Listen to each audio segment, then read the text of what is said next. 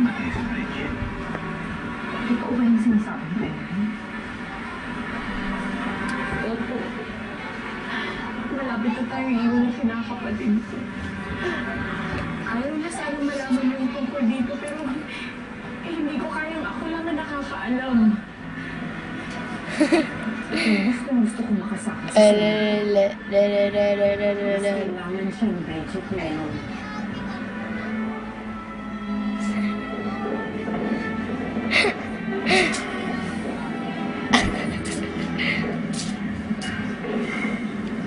Nagkausap na kami ni Ellery nung pag-alis niya kasama. So what's the story? Paano bigla mong nakumbinsi si Ellery?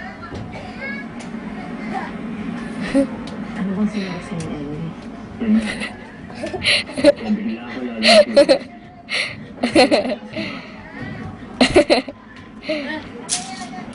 Alam mo, Sayo kayo, dali. tago ka sa akin. Pwede bang magsabi ka sa akin ng totoo?